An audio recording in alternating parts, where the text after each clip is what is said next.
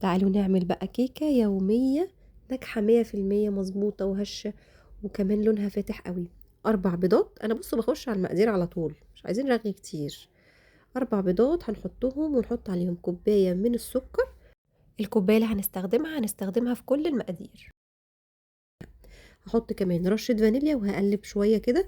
احنا عايزين طبعا السكر يدوب، بس طبعا مش هيدوب من اول مرة كده. هننزل بقى بنص كوباية من الزيت، نص كوباية كفاية، مش لازم كوباية الا ربع عشان متبقاش مزيتة. هنحط كوباية حليب كمان، دي كده المكونات السايلة. هنضرب بقى فيها شوية كده عشان تبدأ ان هي تدوب. مش هتدوب قوي قوي يعني، بس احنا هنقلب شوية بصوا بمضرب يدوي بدون ما نستخدم ولا هاند بلندر ولا ميكسر ولا اي حاجة، خلاط ولا اي حاجة.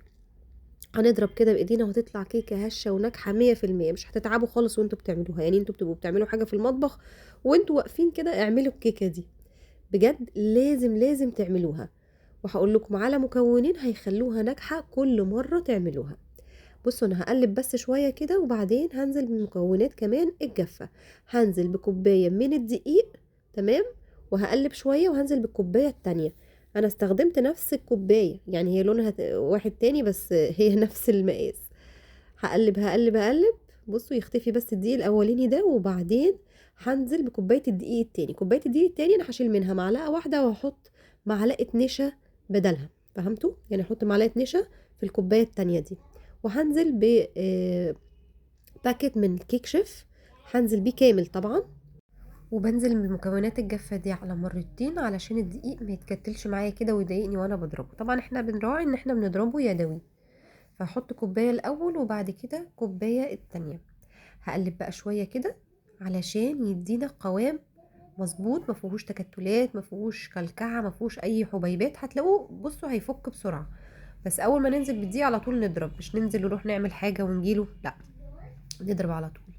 خلاص بصوا زي ما انتم شايفين انا بجري طبعا الفيديو، تقريبا انا ضربته 5 دقايق او اقل، 3 دقايق حاجة زي كده يعني. بصوا وانتوا واقفين، بس انا بجري الفيديو بس عشان وقتكم طبعا.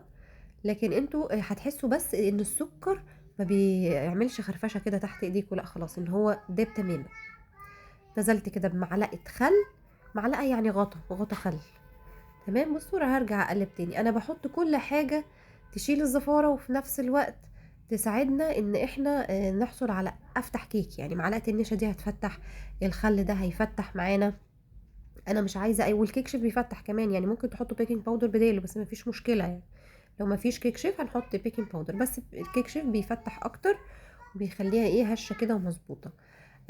هندخلها في فرن يكون متسخن قبل ما نبتدي كده نسخنه، وبعدين نخلي درجه الحراره متوسطه. انا ما عنديش بصراحه درجات بالظبط، بس هي تقريبا 170 180 علشان تطلع كيكه مظبوطه. ما يبقاش عالي قوي. اي حاجه فيها بيض نراعي ان احنا ما نعليش عليها عشان نديها فرصه ان هي يعني تنفش كده وتعلى.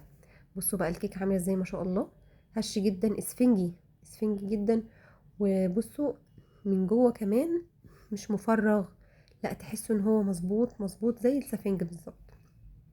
ممكن جدا تعتمدوا الطريقه دي للكيك اليومي، وممكن تستخدموه كمان بديل للكيكه الاسفنجيه. بصوا الجمال خطير. عايزاكم بقى تجربوه وتقولوا لي بجد رايكم في الكومنتات.